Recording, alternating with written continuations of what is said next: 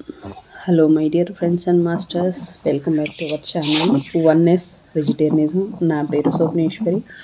ముందుగా మనందరి గురువైన డాక్టర్ బ్రహ్మశ్రీ పితామహ పత్రి సార్కి నా యొక్క అనంత కోటి ఆత్మ ప్రణామాలు.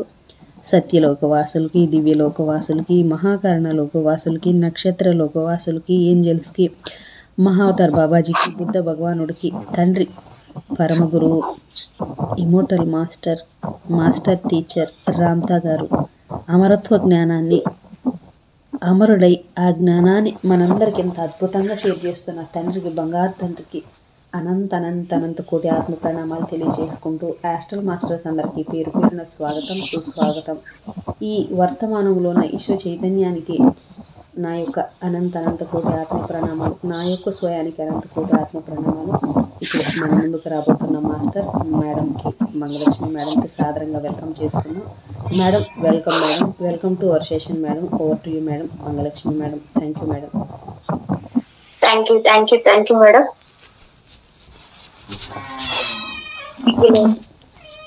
విశ్వంలోని గురువులందరికీ మరియు బ్రహ్మశ్రీ పితామహ పత్రి మాస్టర్ గారికి, నాకు జ్ఞానాన్ని ప్రసాదించిన వంశీకిరణ్ మాస్టర్ గారికి, నాకు జన్మనిచ్చిన నా తల్లిదండ్రులకి శతకోటి ఆత్మ ప్రణామాలు, కృతజ్ఞతలు.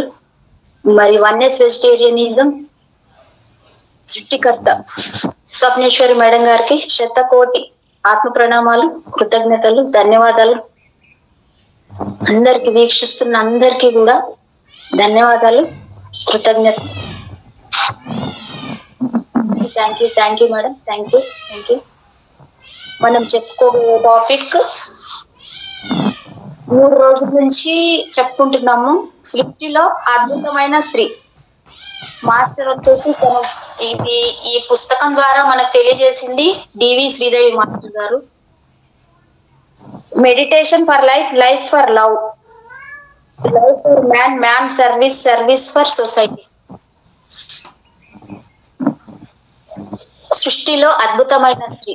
మరొక్క మారు ఈ సృష్టిలో ఉన్న ప్రతి ఒక్క మాతృమూర్తికి, స్త్రీలందరికీ కూడా, అందులో స్వప్నేశ్వరి మేడం గారికి, ప్రతి ఒక్కరికి, అందులో మా అమ్మగారు ఉన్నారు, అందరు శ్రీమూర్తులందరికీ పాదాభివందనాలు, శతకోటి ఆత్మ ప్రణామాలు, కృతజ్ఞతలు. మాస్టర్స్ డివి శ్రీదేవి మాస్టర్ గారికి కూడా ఆత్మ ప్రణామాలు, కృతజ్ఞతలు.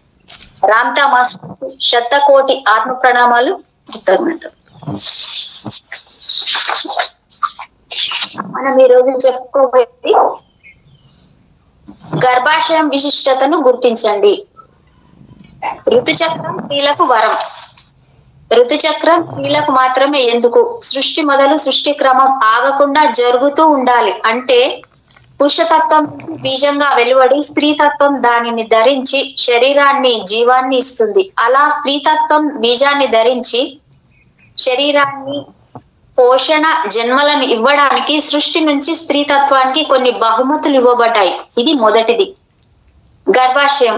సృష్టికర్తలు గర్భాశయాన్ని అన్ని అవయవాల వలె కాకుండా దానికంటూ కొంత ప్రత్యేకతను, దివ్యత్వాన్ని ఇచ్చి స్త్రీ శరీర నిర్మాణం జరిగింది. ఎందువల్ల అంటే సృష్టి కొనసాగింపు దాని నుంచి జరగాలి కనుక స్త్రీతత్వంపై ఎంతో నమ్మకంతో గర్భాశయాన్ని ధరించే బాధ్యత అప్పగించబడింది.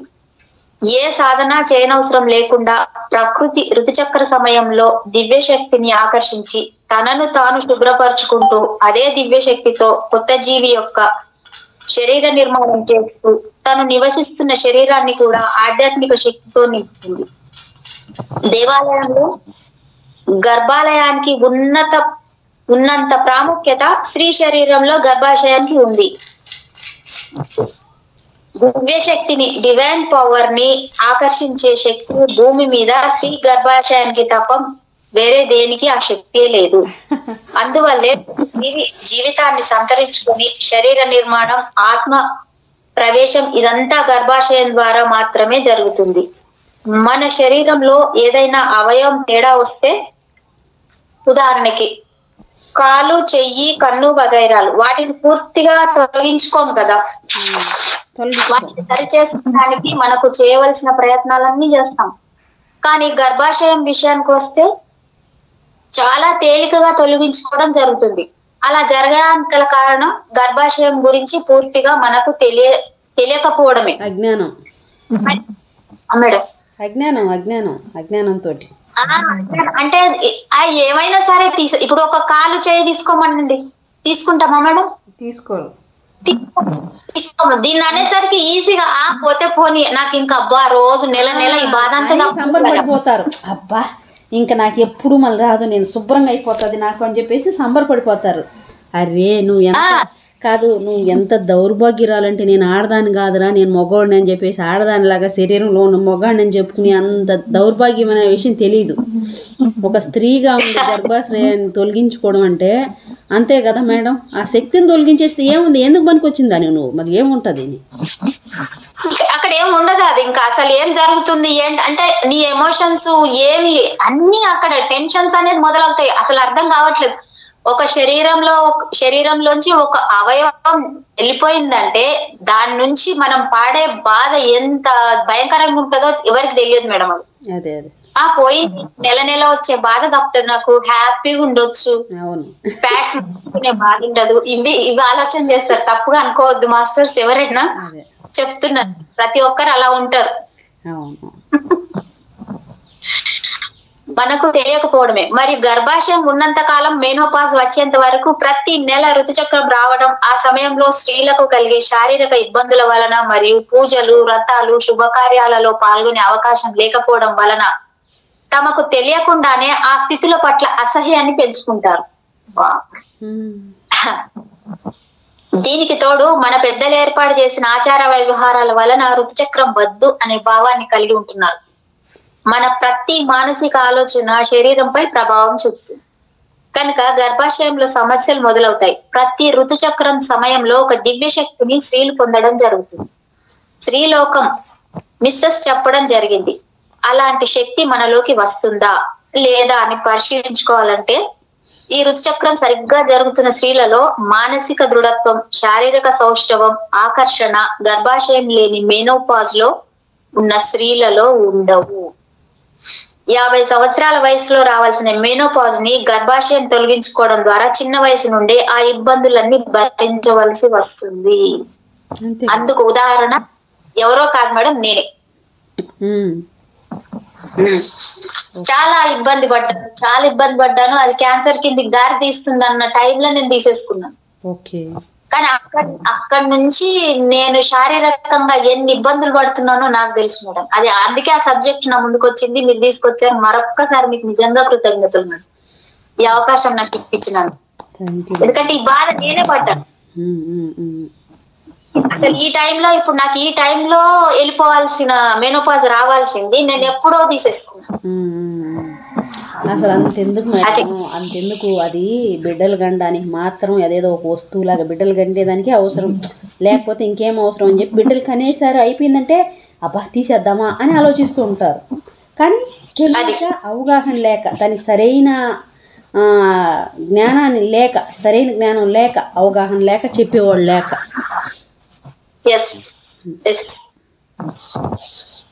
మిస్సెస్ లోకం వారు అందిస్తున్న మరొక సమాచారం ఏమిటంటే, సంభోగ సమయంలో పురుషాంగం ఒత్తిడి వల్ల స్త్రీ యొక్క గర్భాశయం ఆకర్షించే ఒక శక్తిని ఆ సమయంలో పురుషుడు పొందడం జరుగుతుంది. ఆ శక్తే స్త్రీ పురుషుల ఇద్దరి యొక్క ఆధ్యాత్మిక ఉన్నతికి, భౌతిక జీవితంలో ఒకే బాటగా పయనించడానికి దోహదం చేస్తుంది. దయచేసి అపూర్వంగా లభించిన స్త్రీయత్వానికి గురైన గర్భాశయాన్ని ఏ స్త్రీ తొలగించుకోవాల్సిన పరిస్థితి రాకూడదని కోరుకుంటున్నాను. Thank you master.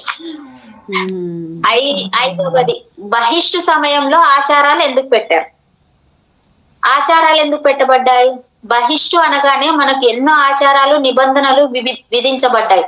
దివ్యమైన శక్తి వల్లే ఇదంతా జరుగుతూ ఉంటే ఇవి అన్ని ఎందుకు విధించబడ్డాయి అనే ప్రశ్న ఉత్పన్నం కావచ్చు.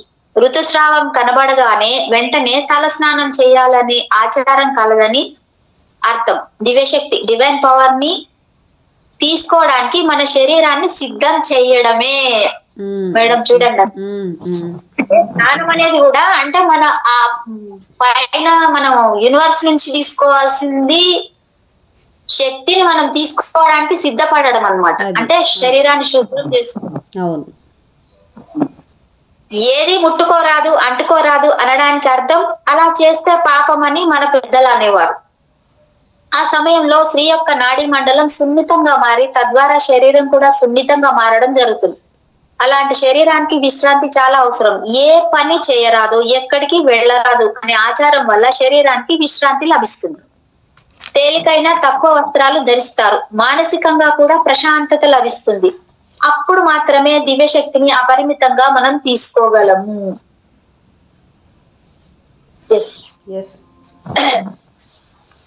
మహాభారతంలో ద్రౌపది నేను ఏకవస్త్రధారినై ఉన్నాను అని చెప్పడానికి అదే కారణం. ఆమె బహిష్లో ఉంది. ఏకవస్త్రధారి ఏకవస్త్రధారిణి అంటే ఆమె దుశ్శాసనుడు వచ్చి ఆమె చీర కొక్కు పట్టుకుంటే ఆమె అంటదన్నమాట, నేను ఏకవస్త్రధారిణి, నేను అందరి మధ్యలోకి నేను రాకూడదు అని ఎంతగా వేడుకుంటది. అంటే అక్కడ చూడండి, అక్కడ ఆమె శక్తి, ఆమె శరీరంలో శక్తి ప్రవహించి ఉంది మేడం. నిజంగా ఏ మాట మాట్లాడినా ప్రకృతిలోకి వెళ్ళిపోతుందనే కూడా ప్రతి ఒక్కరు ఆమెను ఏమి అననీయకుండా, శాపం పెట్టనీయకుండా కూడా అడ్డుకున్నారు.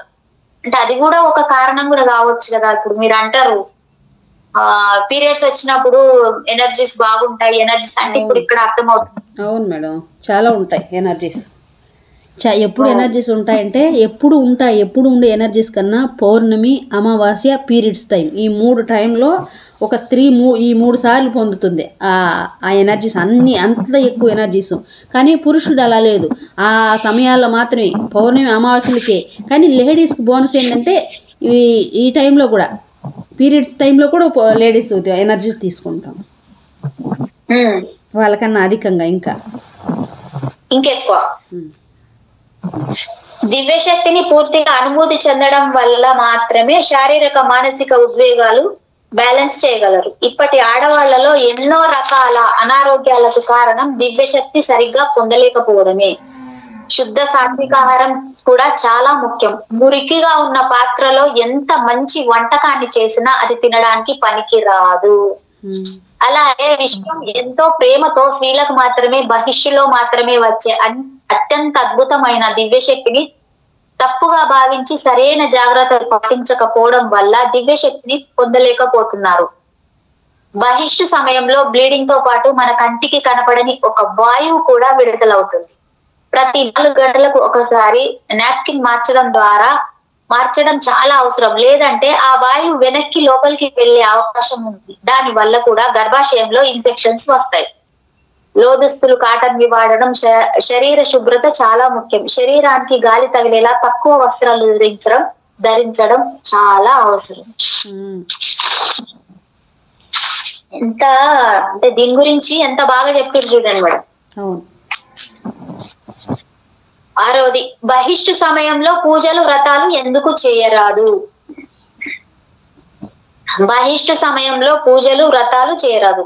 ఋతుస్రావం జరుగుతున్న 3 రోజులు గర్భగుడిలో ఉన్న దేవత ఏ ఎనర్జీలో అయితే ఉంటుందో స్త్రీ శరీరం కూడా అదే ఎనర్జీలో, అదే స్థితిలో ఉంటుంది. ఒక రాయిని విగ్రహంగా మలిచి నువ్వే దేవుడవు అని పదే పదే అక్కడ సంకల్పించడం వల్ల ఆ విగ్రహం కూడా ఎలాగైతే ఎనర్జీని గ్రహిస్తుందో అలాగే స్త్రీ శరీరం కూడా ఆ 3 రోజులలోనూ ఏ ఎనర్జీ అయితే త్వరగా స్వీకరించే గుణం కలిగి ఉంటుంది. ఉదాహరణకి దయ్యాలు, పూనకాలు ఆడవాళ్ళకే ఎక్కువగా రావడానికి కారణం ఇదే. అందువల్ల వేరే ఎనర్జీలోకి మారకుండా ఇంటి ఎనర్జీలో ఉండడం కోసమే అవేమి చెయ్యరాదు అన్నారు. అంతేకాని పూజలు వ్రతాలు అవసరం లేదు, చేయరాదు అని దాని అర్థం కాదు. దీనిని తప్పుగా అర్థం చేసుకొని ప్రకృతి సహజంగా జరగవలసిన ఋతుచక్రాన్ని ఆపడానికి హార్మోన్ టాబ్లెట్స్ వేసుకోవడం వల్ల పూర్తిగా ప్రకృతిని వ్యతిరేకించినట్లే. తర్వాత ఎన్నో ఋతుచక్ర సమస్యలను మనమే కల్పించినట్లు అవుతుంది. ఋతుచక్రం అనేది స్త్రీలకు వరం. స్త్రీలు ఏ యజ్ఞాలు చేయనవసరం లేకుండానే బహిష్టు సమయంలో కొన్ని పాపాలు వాటి అంతట అవే పోతాయి. భారతంలో భీష్ముడు ధర్మరాజుతో అన్న వాక్యాలు. భీష్మ పర్వం.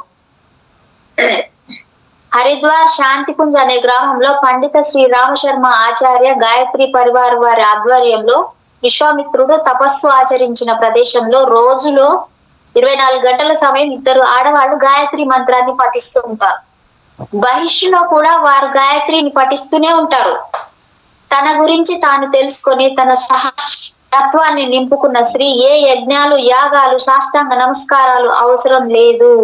పూర్వం ఏర్పడిన అండం పగిలి బయటికి రావడం, కొత్త అండం ఏర్పడడం ఋతుస్రావం 3 రోజులలో జరుగుతుంది. అంటే ఒక బిడ్డ పుట్టుకకు మూలం ఋతుస్రావ సమయంలోనే మొదలవుతుంది. కాబోయే తల్లులు సరి అయిన సంతానం కలగాలి అంటే ఋతుస్రావం జరుగుతున్న రోజుల నుండే ఎంతో ఎరుకతో ఉండాలి. స్త్రీ యొక్క ఆ 3 రోజుల మానసిక పరిస్థితిని బట్టి అండం ఏర్పడి అది పిండంగా మారి బిడ్డగా రూపాంతరం చెందుతుంది. ఋతుస్రావం జరిగే సమయంలో ఆందోళనతోనూ భయాలతోనూ ఉండి నెల తప్పినప్పుడు తల్లికి బిడ్డకి సమన్వయం కుదరక అబార్షన్లు జరగడం, బిడ్డ ఆరోగ్యంగా పెరగకపోవడం, లేక బిడ్డ భూమి మీదకి వచ్చిన తర్వాత సరైన స్థితిలో లేకపోవడం, ఏ నిర్ణయం తీసుకోలేకపోవడం, తన నిర్ణయం మీద తనకి అదుపు లేకపోవడం వంటి సమస్యలు ఎదురవుతాయి. సరైన ఋతుచక్రం జరుగుతూ ఉన్నప్పుడే స్త్రీ చక్కని బిడ్డను కనగలదు. ఆ 3 రోజులు దివ్యశక్తిని పొందగలగడం వల్లనే ఆమెకి ప్రేమ, సహనం, దేనినైనా ఎదుర్కోగల ధైర్యం కలుగుతాయి. ఆ దివ్యశక్తి వలనే ఒక పురుషుని కంటే స్త్రీ ఆధ్యాత్మిక పురోగతి తొందరగా సాధించగలదు. బాగా గుర్తుంచుకోవాల్సిన విషయం, పురుషుని కంటే స్త్రీ పూజింపబడుతున్నా, గౌరవింపబడుతున్నా అది గర్భాశయం అని గ్రహించే దివ్య శక్తి వల్లనే. అలాంటి ప్రాముఖ్యం గల గర్భాశయాన్ని పిల్లలు పుట్టగానే దాని అవసరం లేదు, అది వద్దు, దాన్ని నేను అనవసరంగా మోస్తున్నాను లాంటి అభిప్రాయాల వల్లనే గర్భాశయం ప్రాబ్లం క్రియేట్ చేసుకుంటుంది. గర్భాశయానికి వాపు రావడం, పొరలు పెరగడం, గడ్డలు రావడం, చివరికి తొలగించాల్సి వస్తుంది. స్త్రీ మాత్రమే జీవానికి జన్మనివ్వగలది. ఓషో మాస్టర్. అలాంటి గర్భాశయాన్ని స్త్రీ శరీరంలో సృష్టి నిర్మించడం అంటే శరీరం జీవించి ఉన్నంత వరకు గర్భాశయాన్ని కాపాడుకోవడం, దాని పట్ల ప్రేమ, ఎరుక, కృతజ్ఞతతో ఉంటే బహిష్టులో ఎటువంటి సమస్యలు రావు.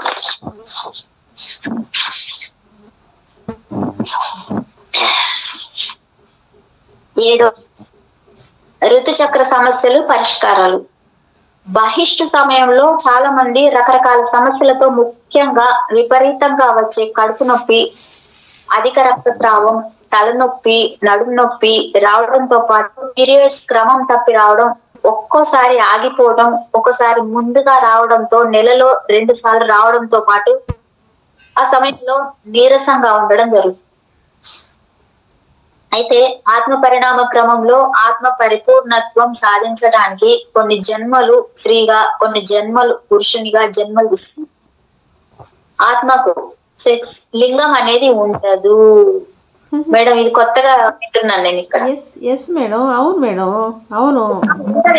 అంటే నేను వినడం అంటే చదవడం ఇప్పుడు వింటున్నాను.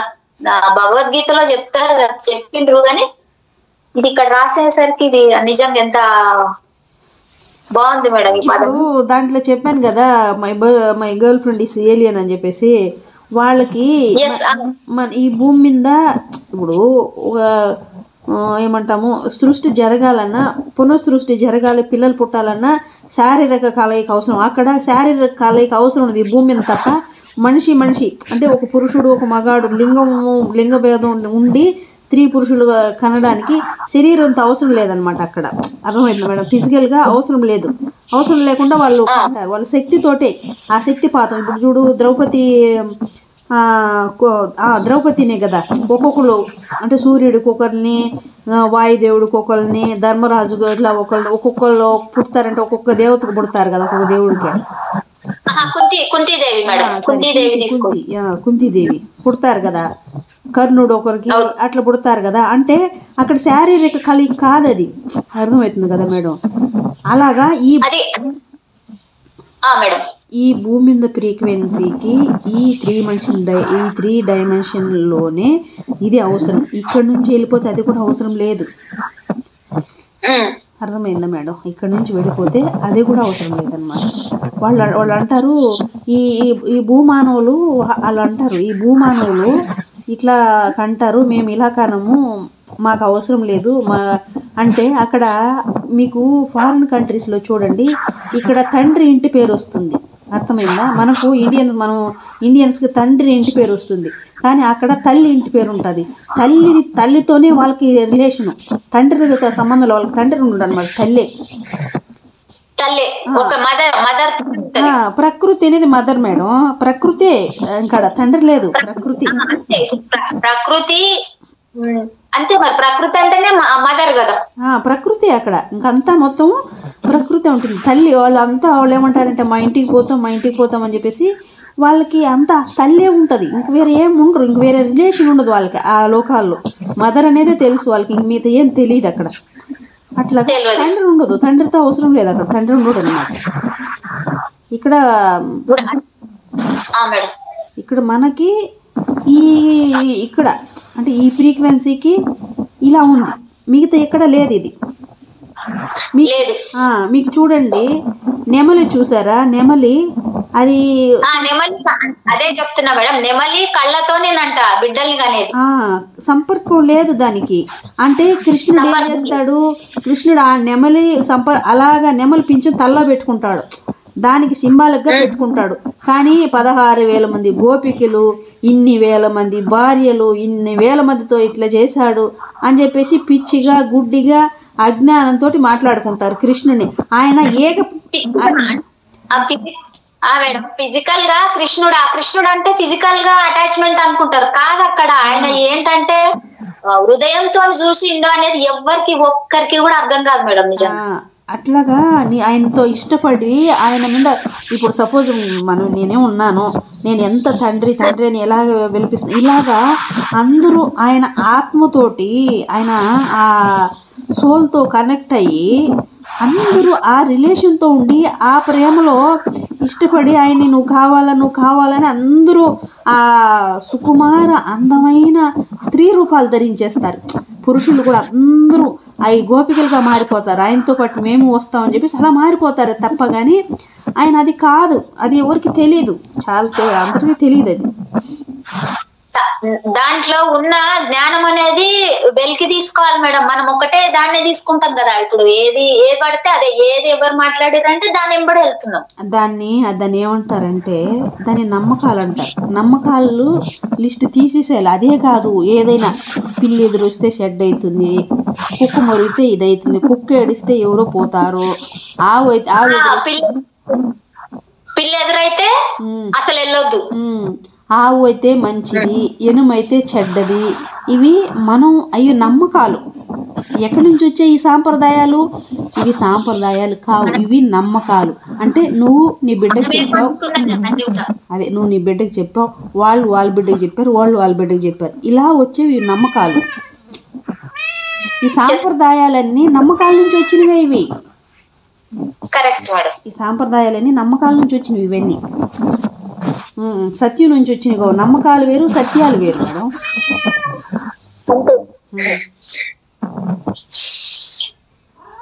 కరెక్ట్ అని చెప్తున్నారు అక్కడ క్యాట్ మహాతల్లి. ఎస్. అయితే ఆత్మ పరిణామ క్రమంలో ఆత్మ పరిపూర్ణత్వం సాధించడానికి కొన్ని జన్మలు స్త్రీగా, కొన్ని జన్మలు పురుషునిగా జన్మలు తీసుకుంటుంది. ఆత్మకు సెక్స్ లింగం అనేది ఉండదు, ఆత్మ న్యూట్రల్ గా ఉంటుంది. శరీరానికి మాత్రమే లింగ భేదం ఉంటుంది. స్త్రీ శరీరం అని, పురుష శరీరం అని. ఒక ఆత్మ స్త్రీగా జన్మ తీసుకోవడానికి ఎన్నో కారణాలు ఉంటాయి. ముఖ్యంగా సహనం, అణుకువ, ఒద్దిక, పొందిక, సర్దుకుపోయే తత్వం, సేవాతత్వం, ప్రేమానురాగాలను పంచి ఇచ్చే తత్వం, త్యాగం, మాతృత్వం మొదలైన గుణాలను అలవర్చుకునేందుకు స్త్రీగా జన్మ తీసుకోవడం జరుగుతుంది. వండర్ఫుల్. సహజంగా ఎక్కడో ఉన్న కొన్ని అవన్నీ రాసుకొని అవన్నీ చూసుకోవాలి. అవి నేనేమున్నాను, నేనేం లేనని ప్రతి ఒక్కళ్ళు చూసుకోవాలి. అంటే ఓన్లీ స్త్రీకే కాదు, పురుషుడికి కూడా. అది ఆ పురుషుడు, ప్రతి పురుషుడు, ప్రతి స్త్రీ అవి ఉన్నాయంటే స్త్రీ తత్వంతో ఉన్నానని అర్థం. స్త్రీ శరీరం అని కాదు, స్త్రీ తత్వంలో నేను ఉన్నానని అర్థం. అవన్నీ ఉంటే స్త్రీ తత్వం. Yes madam, yes. సహజంగా ఎక్కడో కొన్ని ఉన్నతమైన సమాజాలలో లేక ఉన్నతమైన కుటుంబాలలో తప్ప స్త్రీకి స్వేచ్ఛ, సాధికారతలు ఉండవు. ఎన్నో కట్టుబాట్ల మధ్య స్త్రీ జీవితం నిర్బంధంలో కొనసాగుతుంది. అన్నింటికీ సర్దుకుపోవాల్సి వస్తుంది. పెద్దగా స్వేచ్ఛ స్వాతంత్రాలు లేని స్త్రీ జన్మ అంటే స్త్రీలందరికీ ఒక కోణంలో అయిష్టతగానే ఉంటుంది. ఈ కారణంగానే స్త్రీ జన్మ తీసుకున్న చాలా మంది స్త్రీలు తమ స్త్రీతత్వాన్ని తమ అంతరంలో సంపూర్ణంగా సమగ్రంగా స్వీకరించలేకపోతూ ఉంటారు. ఇదే పాడు అస్సలు. ఈ తిరస్కారం ధోరణియే మైన్సెస్ టైంలో వచ్చే బాధలకు కారణం అవుతుంది. మెన్సెస్ టైంలో ఇది కాక ఇంకా కొన్ని కారణాలు ఉంటాయి. ధ్యాన సాధన స్త్రీ శరీరంలో ఉంటూ స్త్రీ తత్వాన్ని తిరస్కరిస్తూ ఉంటే ఒక సంఘర్షణ జనించియే తీరుతుంది. ఈ సంఘర్షణను బాధ అనే పేరుతో నువ్వు అనుభవిస్తున్నావు. ప్రకృతి పరంగా రుతుచక్రం అనేది స్త్రీ శరీరానికి స్త్రీ తత్వాన్ని ఇస్తుంది. ఒక బాలిక శరీరం ఒక స్త్రీ శరీరంగా మార్పు చెందే ప్రకృతి పరమైన సహజమైన ప్రక్రియయే ఈ ఋతుక్రమం. స్త్రీ శరీరం క్షేత్రం లాంటిది. పురుషుని నుండి బీజాన్ని స్వీకరించి ఫలదీకరణ చెందించి ఫలాన్ని అందిస్తుంది. అంటే పునరుత్పత్తి చేస్తూ సృష్టి ముందుకు సాగడానికి ఉపయోగపడుతుంది. ఋతుక్రమం అనే ప్రక్రియనే స్త్రీ శరీరాన్ని క్షేత్రంగా మారుస్తుంది. అప్పుడే మేడం అందుకే స్త్రీని భూమితో పోలుస్తారు. అందుకే భూమి విత్తనం వేస్తే మొలక ఎలాగ వస్తుందో ఓ స్త్రీ కూడా అది ఎస్ మేడం. అప్పుడే ఆ యొక్క క్షేత్రానికి అంటే స్త్రీ శరీరానికి ఇంకో శరీరానికి పునరుత్పత్తి చేసే సామర్థ్యం వస్తుంది. లోపల స్త్రీతత్వాన్ని తిరస్కరిస్తూ ఉన్నప్పుడు శరీరానికి స్త్రీతత్వాన్ని ఇస్తున్న ఋతుక్రమ ప్రక్రియను అడ్డుకున్నట్టే. అంటే మన మనసులో ఏది చేసుకుంటే అది శరీరం మీద పడుతుంది. మరి ఇదేమో ప్రకృతి సహపరమైన సహజమైన విషయం. ప్రకృతికి అడ్డుపడుతున్నందుకే ఆ బాధలు వస్తున్నాయి. ఇక రెండవ విషయం ఏమిటంటే స్త్రీత్వాన్ని స్వీకరించలేని నీవు మాతృత్వాన్ని ఎలా స్వీకరించగలుగుతావు? ప్రీతితో నీ స్త్రీతత్వాన్ని నీవు స్వీకరించగలిగినప్పుడే నీకు మాతృత్వం సిద్ధిస్తుంది. నీవు తల్లివి కావాలనుకుంటే ముందు స్త్రీగా మారాలి కదా.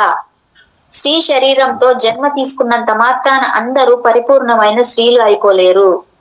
అవగాహనతో స్త్రీ జన్మ పట్ల ఇష్టం, ప్రేమను, సంతృప్తిని, ఆనందాన్ని ప్రకటించాలి. స్త్రీ జన్మలో ఉన్న బాధలను ఆత్మ విజ్ఞాన దృష్టితో గనక చూస్తే బాధలు బోధలుగా దర్శనమిస్తాయి. కాబట్టి సంకుచిత భావాలతో అనవసరంగా స్త్రీ జన్మ పట్ల అయిష్టతను ప్రకటించడం మానివేయాలి. లేకపోతే పరిపూర్ణంగా స్త్రీతత్వాన్ని సిద్ధించుకునేంత వరకు మళ్ళీ మళ్ళీ ఎన్నోసార్లు స్త్రీగా జన్మించాల్సి వస్తుంది. ఈ విషయాలన్నింటినీ అవగాహన చేసుకొని ధ్యానంలో కూర్చొని నేను నా యొక్క స్త్రీతత్వాన్ని ప్రేమతో సంపూర్ణంగా స్వీకరించాను, నేను నా యొక్క స్త్రీతత్వాన్ని సంపూర్ణంగా స్వీకరించాను అని సాధన చేస్తే పూర్తి చైతన్య స్పృహతో స్వీకరించు. ఈ విధంగా కొన్ని రోజులు చేస్తూ దీని ద్వారా అన్ని సమస్యలు పూర్తిగా పరిష్కారం అయితే మీరు చెప్పిస్తున్నారు కదా మేడం రోజు అఫర్మేషన్స్ లో, ఇది కూడా ఒక మాటను జోడిద్దాం మేడం. అదే మేడం నేను చెప్పేది. నేను ప్రతి అవయవానికి పురుషుడైనా స్త్రీ అయినా మన దేహాన్ని సంపూర్ణంగా ప్రేమించాలి. అర్థమైంది కదా మేడం? మన దేహాన్ని, నేను అదే చెప్పేది, మన దేహాన్ని సంపూర్ణ అంటే మీరు చెప్పిస్తున్నారు, రోజు చెప్పిస్తున్నారు, నేను అందుకే అంటున్నాను ఇది రోజు చెప్పిస్తున్నారు. అవును చెప్తా, నిజంగా మంత్రంలా చేస్తుందని. అవును ఇది కూడా చెప్తాను మేడం, ఇది కూడా చెప్తాను. నేను అందుకని నేను అదే చెప్తాను. చూడండి, సిగ్గుపడకండి, ఇది సిగ్గేం కాదు, మనం పెట్టుకొని వచ్చింది కాదు. ప్రతి స్త్రీకి ఏముంటుంది, స్త్రీ ఉంటుంది అంటే స్త్రీ చక్రం ఉంటుంది ప్రతి స్త్రీలోనూ. దానికి చెప్పుకోవాలి మనం, మన గర్భాశయానికి చెప్పుకోవాలి, యూట్రస్ చెప్పుకోవాలి, అన్నిటికీ చెప్పుకోవాలి, ప్రతి అవయవానికి చెప్పుకోవాలి. నేను ప్రతిరోజు నేను చెప్పుకుంటాను మేడం, నేను చెప్తాను. మరి ఎవరు చెప్పుకుంటారో ఎవరు చెప్పుకోరో ఏదో తీసుకుంటాను. లేదు మేడం, నేనైతే ఖచ్చితంగా మీరు చెప్పే ప్రతి అఫర్మేషన్ నేను ఇంకించుకుంటాను. ప్రతిదీ సెల్ఫ్ అంటే నన్ను నేను ప్రేమించుకుంటున్నాను, నా శరీరాన్ని ప్రేమిస్తున్నాను, నా శరీరంలోని అవయవాలన్నింటినీ నేను ప్రేమిస్తున్నాను, ఈ విశ్వాన్ని ప్రేమిస్తున్నాను, ఈ విశ్వానికి కృతజ్ఞతగా ఉన్నాను, నా శరీరానికి నేను కృతజ్ఞతగా ఉన్నాను. నా శరీరాన్ని నేను ప్రేమించుకుంటే సమస్త సృష్టిని నేను ప్రేమించినట్టు. నా శరీరాన్ని నేను ప్రేమించకపోతే నేను సమస్త సృష్టిని ప్రేమించినట్టు. ఎందుకంటే సమస్త సృష్టి నాలో ఉంది కదా. నన్ను నేను ప్రేమించుకుని నన్ను నేను అర్థం చేసుకుంటే ఈ సమస్త సృష్టిని నేను అర్థం చేసుకున్నట్టు. మేడం ఇంకా కంటిన్యూ చేద్దామా? హాఫ్ అన్ అవర్ అయింది మేడం, కంటిన్యూ చేద్దాం. Okay okay. 8వ వివాహం ఒక మహా ఉత్సవం. అసలు పాయింట్ లోకి వచ్చినాం మేడం. జీవితం ఒక ఉత్సవం, వివాహ జీవితం ఒక మహా ఉత్సవం. వివాహం అనే మహోత్సవం అదే వేస్తారు కదా మేడం, వెడ్డింగ్ కార్డులో కూడా వివాహ మహోత్సవ వేడుకలకి రాండి అని మహోత్సవం. వివాహం అంటే రెండు శరీరాల కలయిక కానే కాదు, ప్రాపంచికంగా 2 కుటుంబాల కలయిక, ఆధ్యాత్మికంగా 2 ఆత్మల కలయిక కూడా. ఎంత వండర్ఫుల్! దానికి అసలు వర్ణంతో, నామంతో, పోలికతో, వయసుతో దేంతో సంబంధం లేదు. ఉత్తమ సంతానోత్పత్తి కోసం స్త్రీ పురుషులిద్దరూ తమ వృత్తి ప్రవృత్తులకు తగినట్లుగా ఉత్తమ కార్యాలు చేయడానికి చేసుకునే సంస్కారవంతమైన సంబంధమే వివాహం. వివాహాలు స్వర్గలోకంలో అంటే పైలోకాల్లో నిర్ణయించబడతాయి. ఎందుకంటే వివాహం చేసుకునే దంపతులు ఇద్దరు కలిసి లోక కళ్యాణార్థం తమ తమ వృత్తి ప్రవృత్తులకు తగినట్లుగా ఆచరణీయమైన సుగుణాలతో కూడిన జీవన విధానం ద్వారా సత్కార్యాలు చేద్దాం అని పైలోకాలలో స్త్రీ పురుషులుగా చేసుకున్న ఒప్పందమే ఈ వివాహ సంబంధం. కనుక వివాహం అనేది ఈ లోకంలో తీసుకున్న నిర్ణయంలా కనపడుతుంది, కానీ నిజానికి పుట్టుకకు ముందే ఆత్మస్వరూపులుగా చేసుకున్న తీర్మానం. అందుకే marriages are made in heaven అంటారు. స్వీయ ఆత్మ కళ్యాణంతోనే జగత్ కళ్యాణం, విశ్వ కళ్యాణం, జంట కళ్యాణంతోనే సృష్టి పరిణామ క్రమం. అంతటి ఉత్కృష్టమైన వివాహం ద్వారా గృహస్థాశ్రమంలోకి ప్రవేశించి చెప్పేది అదే సూర్య కళ్యాణం లోక కళ్యాణం అంటాడు. సూర్య కళ్యాణంలోనే లోక కళ్యాణం దాగి ఉంది అనేది స్వీయ ఆత్మ కళ్యాణం అంట మేడం. స్వీయ ఆత్మ కళ్యాణంలోనే లోక కళ్యాణం దాగి ఉంటది. అవును అవును. విశ్వ కళ్యాణం వల్ల జంట కళ్యాణంతోనే సృష్టి పరిణామ క్రమం జరుగుతుంది. అంతటి ఉత్కృష్టమైన వివాహం ద్వారా గృహస్థాశ్రమంలోనికి ప్రవేశించి ధర్మేచ అర్ధేచ కామేచ నాతి చరామి అంటూ ధర్మంలో చరిస్తూ సంపదను లాగా చేసేసారే. అవన్నీ ఒక స్క్రిప్ట్ లాగా చేసేసారు మేడం. అంటే ఇదేంటంటే డైలాగ్స్, ఇది చెప్పాలేమో కదా, చెప్పాలి, ఇది చూడాలి, అరుంధతి నక్షత్రం చూడాలి అంటే దానిలో అర్థాన్ని, దానిలో జ్ఞానాన్ని ఎంతవరకు తీసుకుంటున్నారు చెప్పండి మేడం. అర్థం హిందూ సాంప్రదాయాలకే మంట కలిపేశారు మేడం. హిందూ సాంప్రదాయాలు మట్టిలో కలిపేశారు. అసలు ఏం చేస్తున్నారో కూడా తెలియకుండా జరుగుతుంది. అక్కడ ఏం జరుగుతుంది, ఎంతవరకు పార్టీలు చేసుకుందామా లేకపోతే ఏం చేద్దామా, ఇదే దీంట్లోనే పోతున్నారు. కానీ ఈ వివాహానికి ఉన్న ఎటువంటి దీంట్లోంచి మేము ఏం నేర్చుకుంటున్నాము, మేము ఎందుకొరకు వివాహం చేసుకుంటున్నాము, ఈ మంత్రాలకు అన్న అర్థం ఏంటి అనే దాన్ని ఒక్కరు కూడా దాన్ని గమనించరు మేడం. నిజంగా స్త్రీ ఇంకొక విషయం ఏమంటే, ఇప్పుడు స్త్రీ అదేవిధంగా గర్భం దాల్చినప్పుడు శ్రీమంతం వేడుకలా చేస్తారు. కానీ ఈ మధ్య ఏం చేస్తున్నారు, అన్ని ఫోటోషూట్లు పెట్టి ఆ పొట్ట ఇంత పెద్ద పొట్ట వేసుకుని సోషల్ మీడియాలో ఫోటోలు పెట్టేసి, అబ్బా నిజంగా చాలా తప్పు అది. ఫోటోషూటే మొత్తం, ఏది చేసినా ఫోటోషూట్ ముందు తీసుకోవాలి, దాన్ని పెట్టుకోవాలి.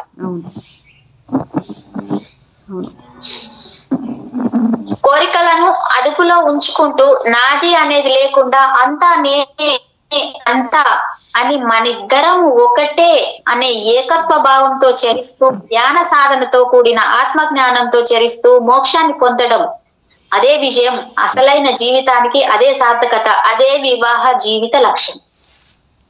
ప్రతి ఒక్కరిలోనూ అనంతమైన చైతన్య శక్తి ఉంది. మనిషి తనలో ఉన్న అంతర్గత దివ్య శక్తిని వెలికి తీయడానికి ఉపయోగపడే ఏకైక మార్గం ధ్యానం. ఈ పుస్తకము మీ దాంపత్య జీవిత లక్ష్యాన్ని సిద్ధింపజేస్తుంది. ఈ పుస్తకంలోని ప్రతి అంశాన్ని, ముఖ్యంగా ఇప్పుడే గృహస్థాశ్రమంలోకి ప్రవేశించిన దంపతులిద్దరూ ప్రశాంతంగా చదివి ధ్యానం చేయండి. ఆ విధంగా దంపతులిద్దరూ బ్రహ్మర్షి పత్రిజీ బోధిస్తున్న అహింస, స్వాధ్యాయ, సజ్జన సాంగత్య, ధ్యాన సాధన ద్వారా పొందిన ఆత్మజ్ఞానంతో అశాస్త్రీయమైన తిండి, జీవన విధానం, ఆలోచన విధానాలను, పరస్పర సంబంధాలను అవగాహనతో సరిచేసుకుని వివాహ జీవితాన్ని ఒక మహా ఉత్సాహంగా చేసుకుని దాంపత్య జీవితాన్ని వైభవంగా అనుభవిస్తూ దేహదారుఢ్యంతో పాటు ఆత్మదారుఢ్యం కూడా కలిగి దైవ లక్షణాలు కలిగిన యోగీశ్వరులైన శక్తివంతమైన ఆరోగ్యవంతమైన శిశువులను ప్రకృతి ఒడిలోంచి స్వీకరించి లోకానికి అందివ్వడం ద్వారా దివ్యత్వంతో కూడిన ఆనందోత్సాహాలలో ఓలలాడే ఆరోగ్యవంతమైన సమాజాన్ని ఏర్పరుస్తారని ఆశిస్తూ. చాలా వివాహానికి ఎంత మంచి డెఫినేషన్ ఇచ్చారు చూడండి మేడం, ఎంత అర్థం ఉంది అసలు నిజంగా. అంత అంత అంత తీసుకోవాలి మనం. మాస్టర్స్ ఏం చెప్పారు, మనం ఏం తీసుకుంటున్నాం అనే దాన్ని కూడా మనము స్వీకరించాలి. 9వది, ఉత్తమ జీవిత భాగస్వామిని పొందడం ఎలా? ఉత్తమ జీవిత భాగస్వామిని పొందాలనే కోరిక సహజంగా ప్రతి ఒక్కరికి ఉంటుంది, కానీ కొంతమంది పొందగలుగుతారు. చాలా మంది ఈ విషయంలో నిరాశకు గురవుతారు. ఎందుకంటే అందరూ నాకు ఉత్తమ భాగస్వామి కావాలని కోరుకోవడమే తప్ప నేను ఉత్తమంగా ఉండరు అనుకుంటారు. ఉత్తమ భాగస్వామి కావాలనుకుంటే ఉత్తమ భాగస్వామి లాగా ఎవరు ఉండరు. కాదు, అసలు అవతల వ్యక్తి నాకు ఇలా కావాలి అలా కావాలని అనుకుంటున్నాం. మరి మనం ఆ స్థితిలో ఉన్నామా? మనకు ఆ లక్షణాలు ఉన్నాయా? లేవు కదా మేడం. అనే విషయాన్ని పట్టించుకోరు. అయితే మీరు ఉత్తమ భాగస్వామిని కోరుకునే ముందు మీరు ఉత్తమంగా ఉండి తీరాలి. మీరు ఎంత ఉత్తములు అనే దానిపైనే విషయం అంతా ఆధారపడి ఉంటుంది. పరస్పరం సారూప్యం కలిగినవి ఒకదానికొకటి ఆకర్షించుకుంటాయి అనేది సృష్టి సిద్ధాంతం. ఈ సిద్ధాంతం ప్రకారం ఎలాంటి వాళ్ళు అలాంటి వాళ్ళనే ఆకర్షిస్తారు. ఉత్తములు ఉత్తములనే ఆకర్షిస్తారు. కనుక ఉత్తమ జీవిత భాగస్వామిని కోరుకునే యువతి యువకులు ముందు తాము ఉత్తమంగా తయారు కావాలి. అంతే. ఎలాంటి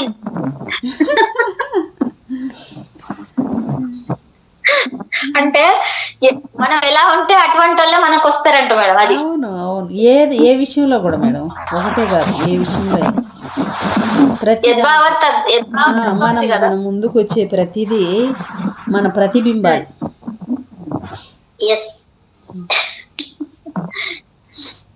ఎలాంటి జీవిత పాటలో అద్దమనే రూపమే ప్రతిబింబమని, అద్దమే ఆత్మ అని ఇప్పుడు ఆ పాటలో వస్తుంది. అక్షరాల ప్రతి ఒక్కటి ఎంత చక్కగా దాన్ని రాశారంటే అంత చక్కగా రాశారు, దాన్ని అంత అద్భుతంగా రాశారు.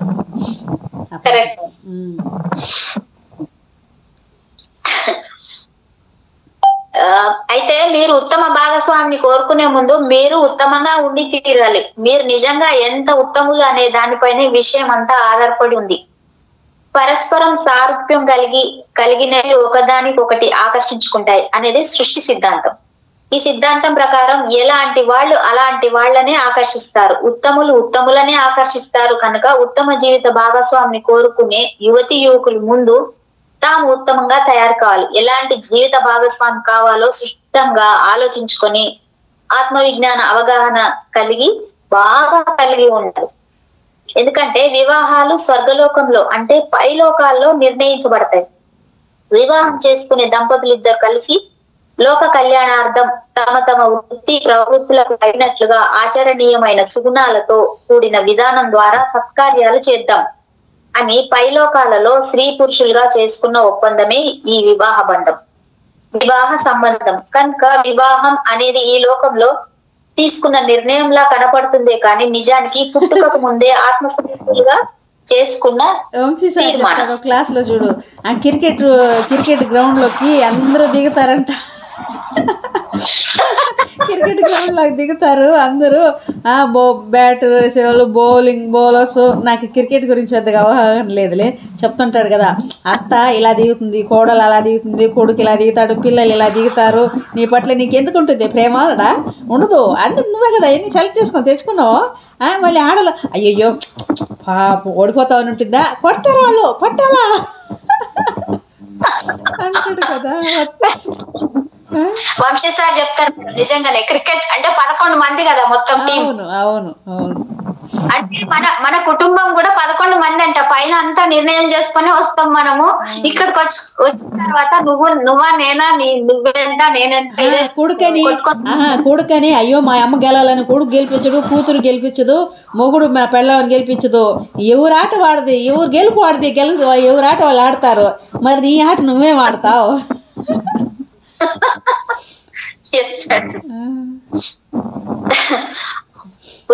ఉత్తమ జీవిత భాగస్వామిని కోరుకునే యువతి యువకులు ఆత్మ విజ్ఞాన అవగాహన కలిగి ఉండి నిత్య ధ్యాన సాధకులై ఉండి శాకాహారులైన వారికి వారు కోరుకున్న విధంగా ఉత్తమ జీవిత భాగస్వామిని పొంది తీరుతారు.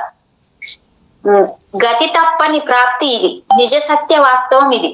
చాలా మంది తమ పిల్లలకి యుక్త వయసు దాటిపోతున్నా వివాహం కావడం లేదని, జాతకాలు కలవడం లేదని, జాతక దోషాలు ఉన్నాయని చింతిస్తూ ఉంటారు. సత్రి సార్ దగ్గరికి వచ్చిన, సార్ మా అమ్మాయికి ఇంకా పెళ్లి కాలేదు సార్, మా అమ్మాయికి ఇంకా పెళ్లి నన్నేం చేయమంటావు, నీ కూతురికి పెళ్లి కాకపోతే, నీ కొడుకు పెళ్లి కాకపోతే, వాళ్ళకి చేత కదా పెళ్లి చేసుకునేదానికి, నేనేం చేయను వాళ్ళకి పెళ్లి కాకపోతే అంటాను నేను అనేసి అనేవారు పత్రి సార్. అంటే పెళ్ళైతే లేదంటే జాతకాలు కలుస్తలేవు, లేకపోతే జాతక దోషాలు ఉన్నాయని ఏడుస్తుంటారంట. దాని మీద నడుస్తుంది చర్చ. పరిష్కారాల కోసం రకరకాల శాంతులు, అభిషేకాలు, దానాలు చేస్తుంటారు. కానీ నేనున్న ఈ జీవిత అనంత తత్వంలో అంతా సవ్యంగా ఒక్కటిగా సంపూర్ణంగా ఉంది. నన్ను సృష్టించిన ఆ విశ్వ సృష్టితో నేను ఏకమై ఉన్నాను. ఈ సృష్టిలో నుంచి నా జీవితంలోకి ప్రవహించే సర్వ సమస్త శుభాలను, ప్రేమానురాగాలతో కూడిన ఉత్తమ జీవిత భాగస్వామిని అందుకోవడానికి నేను సంసిద్ధంగా ఉన్నాను. నా ఆశలు, అవసరాలు నేను అడగకనే తీరుతున్నాయి. నేను దైవశక్తిచే సరైన మార్గంలో నడిపించబడి సదా ఆ దివ్యశక్తిచే పరిరక్షించబడుతున్నాను. ఇది ఈ వాక్యాన్ని పెట్టుకోవాలా మనం అందరూ. ఈ వాక్యాన్ని ఇప్పుడు ఉంది కదా, దీన్ని పెట్టుకోవాలి మనం. ఫస్ట్ ఈ వాక్యాన్ని పెట్టుకోవాలి. ఏదంటున్నారు? నేను ఏకమై, మొదటి నుంచి కదా మేడం ఇది? చెప్పండి. మళ్ళీ చెప్తున్నాను మేడం. నన్ను సృష్టించిన ఆ విశ్వ సృష్టితో నేను ఏకమై ఉన్నాను. ఈ సృష్టిలో నుంచి నా జీవితంలోకి ప్రవహించే సర్వ సమస్త శుభాలను, ప్రేమానురాగాలతో కూడిన ఉత్తమ జీవిత భాగస్వామిని అందుకోవడానికి నేను సంసిద్ధంగా ఉన్నాను. అంటే ఉత్తమ జ్ఞానాన్ని, అంటే ఆ సమస్త సృష్టి ఇస్తున్న జ్ఞానాన్ని అందుకోవడానికి నేను ఎల్లవేళలా సిద్ధంగా ఉన్నాను. నా ఆశలు, అవసరాలు నేను అడగకనే తీరుతున్నాయి. నా ఆశలు, అవసరాలు నేను అడగకనే తీరుతున్నాయి. ఆ సమస్త సృష్టి నాకు ఇస్తున్నందుకు ఆ సృష్టికి కృతజ్ఞతలు. నేను దైవశక్తిచే సరైన మార్గంలో నడిపించబడి సదా ఆ దివ్య శక్తిచే పరిరక్షించబడుతున్నాను. అది దాన్ని కొంచెం మేడం దాన్ని టైప్ చేసి పెట్టాను మళ్ళీ వాట్సాప్ లో. అది కూడా ఈరోజు యాడ్ చేసుకుంటాను. పంపిస్తాను మేడం, నేను పంపిస్తాను. ఈరోజు దాన్ని కూడా యాడ్ చేసుకుందాం. నాకు శుభకరమైనటువంటి ఉత్తమ జీవిత భాగస్వామినే నేను ఎంపిక చేసుకున్నాను. అంటే నేను ఉత్తమమైన జ్ఞానాన్ని ఎంపిక చేసుకున్నాను అనుకోవచ్చు కదా మేడం? నాకు ఉత్తమమైన జ్ఞానం, సరైన జ్ఞానం, శుభకరమైన జ్ఞానం. నాకు వచ్చే ప్రతి జ్ఞానము శుభమే. నాకు వచ్చే ప్రతి సిచ్యువేషన్ శుభకరంగానే వస్తున్నాయి. నాకంతా జ్ఞానమే వస్తుంది. ఎంపిక చేసుకున్నాను. ఈ సరికొత్త చైతన్యాన్ని నాలో స్థిరంగా విస్తరించుకుంటున్నాను. ఈ సృష్టిలో ప్రతి జ్ఞానాన్ని నాలో విస్తరించుకుంటున్నాను. ఈ సరికొత్త జ్ఞానాన్ని నాలో విస్తరించుకున్నాను. నేను ఆల్రెడీ ఆ జ్ఞానాన్ని విస్తరించుకున్నాను. నాలో విస్తరించుకున్న జ్ఞానానికి సోబిట్. ఈ సృష్టిలో ప్రతి ఒక్కరి నుండి ప్రతి చోటి నుండి నాకంతా శుభమే జరుగుతుంది. ఎస్ ఎస్, ఎంత బాగా చూడండి మేడం. అవును. అది అది అది ఏది ఉందో అది మాత్రం టైప్ చేసి పెట్టండి. మనం ఈరోజు నేను పాయింట్స్ పెడతాను. అన్న ఆత్మ విజ్ఞాన అవగాహన ద్వారా ఆత్మ విజ్ఞాన సూత్రాలను నిజ జీవితంలో యథాతథంగా ఆచరించడం వలన మరియు క్రమం తప్పని ధ్యాన సాధన ద్వారా మాత్రమే ఉత్తమ జీవిత భాగస్వామిని పొందగలరు. ఉత్తమ జ్ఞానాన్ని పొందగలరు. కాబట్టి యువతి యువకులు ఉత్తమ జ్ఞానాన్నే నేను పొంది ఉన్నాను, ఉత్తమ జ్ఞానాన్నే నేను స్వీకరించి ఉన్నాను, ఉత్తమ జ్ఞానమే నాలో ఉన్నది, సమస్త జ్ఞానం ఉత్తమైందిగా, అద్భుతమైందిగా, శుభకరమైందిగా, మహా అద్భుతమైందిగా ఉంది. ఉత్తమ జ్ఞానాన్నే నేను పొంది ఉన్నాను, సోబీట్ అనుకోవచ్చు మేడం. ఎస్. కాబట్టి యువతి యువకులు ఆత్మజ్ఞాన అవగాహన కలిగి ఉండి నిత్య ధ్యాన సాధకులై ఉండి శాకాహారులై అన్ని దానాలలోకి ఆత్మ జ్ఞాన దానమే విశిష్టమైంది. మేడం ఇది గుర్తుపెట్టుకుందాం. అవును అవును.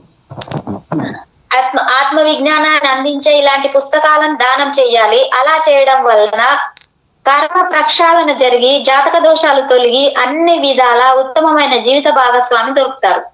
దీని వలన దాంపత్య జీవితం వైభవంగా ఆనందోత్సాహాలతో విరాజిల్లుతుంది. అది thank you madam, thank you. అది మన దాంట్లో ఏమంటే కర్మలు కాదు, మన దాంట్లో నేను ఆల్రెడీ క్షమించబడి కొత్తగా పుట్టాను, నాకు ఇదే పదం గుర్తొచ్చింది మేడం. నిజంగా అసలు అబ్బా, నేను క్షమించబడి తిరిగి కొత్తగా అప్పుడే పుట్టిన బేబీకి ఏముంటుంది? ఏమీ లేదు. అప్పుడే పుట్టిన బిడ్డకి లేదు కదా, అసలు ఏమి ఉండదు. పూర్తి స్పిరిచువల్ లో ఉంటారు, చైతన్యంతో ఉంటారు. ఇక్కడికి ఎస్ మేడం, ఎస్ ఎస్. చాలా బాగున్నాయి ఈ పాయింట్.